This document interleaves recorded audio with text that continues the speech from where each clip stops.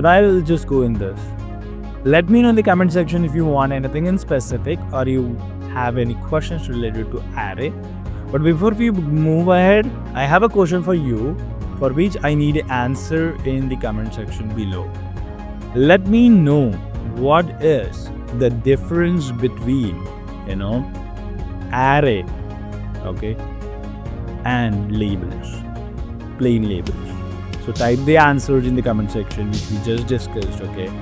And what is the advantage of using array? A single advantage, just comment that in the comment section below.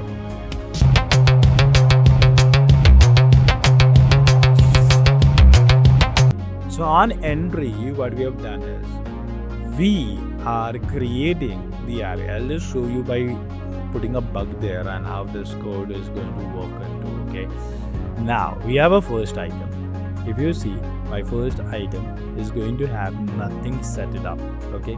So now first thing what I did is in the data set I identified that I have 6 machines, okay, by using the table reference columns. Then you need to use the array as your first element to set up an array, okay.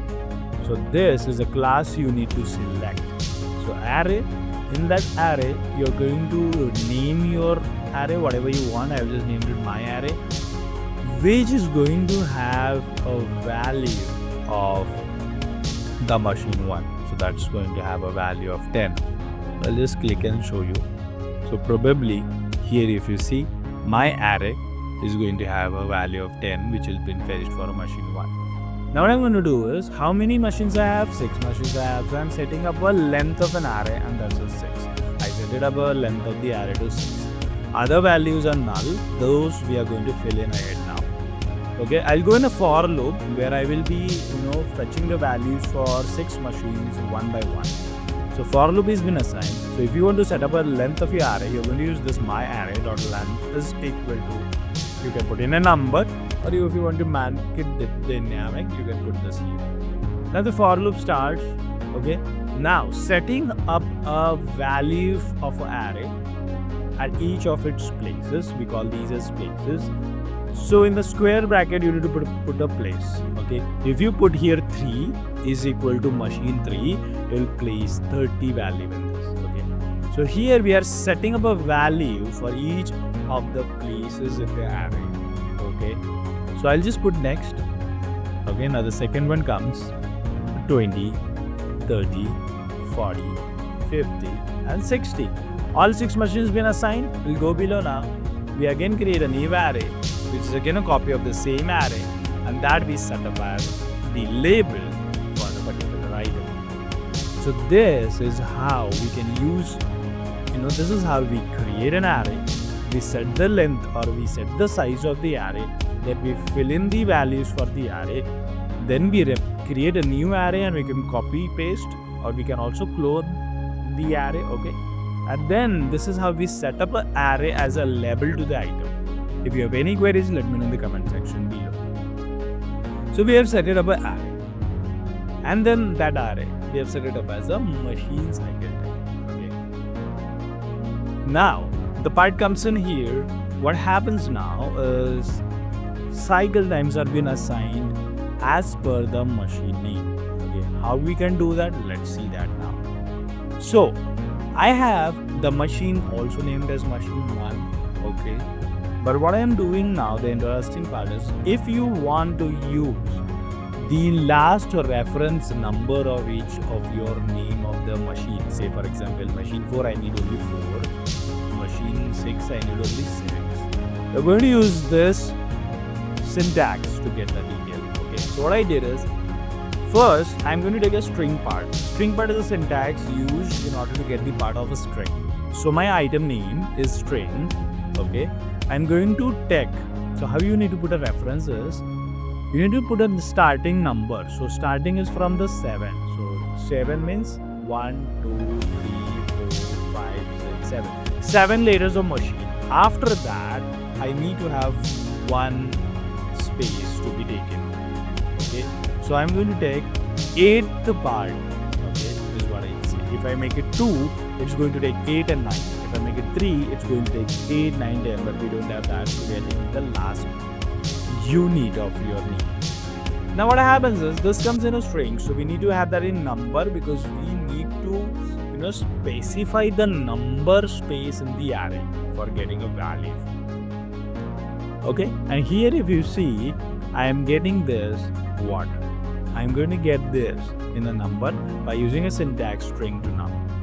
Before that, if you could see, what I've done is the label which we have on the item as a machine cycle time, I have made that as an array named value, and in that array I'm going to return a value of whatever my machine number is. So this, in this case, my machine is machine 1, so the integer is going to be 1. I'll just show you by running that. Okay, I have an array of this for this item. In that, my machine is 1, so I'll pick up 10 seconds of cycle time. This is how you need to write it if you want to get the cycle time done. And this is how we are going to write the code onto that details here. Okay. So before that, I have a question. I want you to answer that in the comments. So let me know what is the difference between appending the array and concatenating an array. So what is the difference between that? So we can append the array. Append the array is that you can add details in the array, and the concatenate also you can add the details in the array. But let me know what is the difference between appending an array and concatenating an array. So we're going to learn that in our upcoming parts. That how to append an array, how to concatenate array, and different types of syntaxes and scripts that you can use with the help of arrays. Okay. So this is what we have done. So we have assigned the cycle time to all our machines, and irrespective of that, the cycle times are going to get assigned to each of the machines, and we are going to get the details out. The color of the part I have changed. The color of the part has been changed based on your requirements. Okay. And this is how we are going to work on to the details out there. Okay. So now talking about the details out there. So when I just run this, and we're going to get it, the details out there. So here comes the palette, and here comes the part. Okay. And then now what's going to happen is we are going to assign the different things onto the different areas. So before that, if you could see, we have here the pull requirement from the item list, and we are specifying the type of the label which is going to get assigned to this particular queue. So if I just check, the particular queue is getting assigned CD3. Okay. The CD3 is assigned to this particular type. So what has happened is I'll just show you how we create a logic if you want to palletize only those particular parts which you supposed to be packing depending on the pallet type. So this pallet needs 10 CD3 bottles, and that will be started to be created only if you have CD3 bottles. Okay, this is how the logic creation works. So our bottles come into this FG storage queue, and what I do here is I push this to the item list named as item list, and I have created a list in here if you can see, and I have one of the syntax in here that is type. Okay, so I've set it up a label named type, and all my parts you can see are visible here. We get the label, so we have all EC1 parts here. Okay, so I created a list. Now what I've done is here in this queue I am pulling the parts from the list.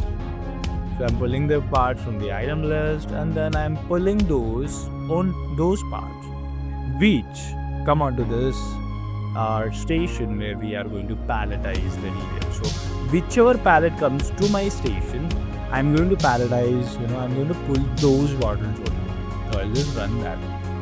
Okay.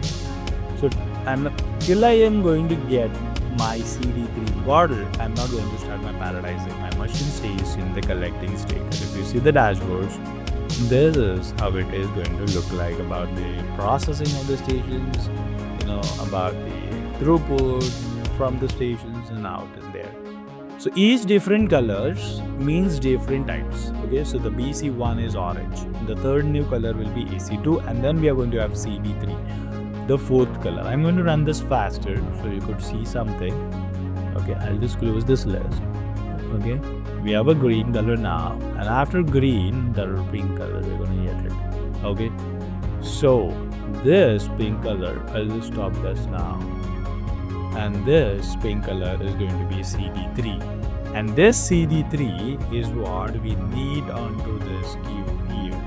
Okay, and then once we get that there, we are going to get the defects out in there. Okay, so when we look in here, the output is centered to the item list, and from here we are supposed to pull the items out in there. Okay, so this is how the logics are going to be created. So this we will be looking into the next video about how we have created this. But meanwhile, in the comment section, let me know how you can pull only required unique items onto the palette so that you are going to palletize as per your requirement the parts are. Okay. So that's all for today's this video. Let us know another interesting videos in understanding arrays and creating problem statement, the real type logics using some type of scripting. Okay, so in the next video we'll understand about this palletizing logic, we'll understand about different syntaxes of arrays, and we'll have some of the examples being tried onto that. So let's meet in another interesting video. Till then, take care, keep simulating, and bye bye. For premium content, do not forget to visit our website Leansimcorp.com, where you will be getting all these premium contents available. So talking about what things you're going to get in, you're going to get in, simulation solutions. You're going to get premium training classes for simulation stuffs. You will be getting 3ds model file support. You can buy modules. You get access to simulation case studies. You can visit our services. Also, you can visit the blogs which you're going to get. So I was talking about simulation solutions, right? You can schedule one-on-one session with us, for training and details.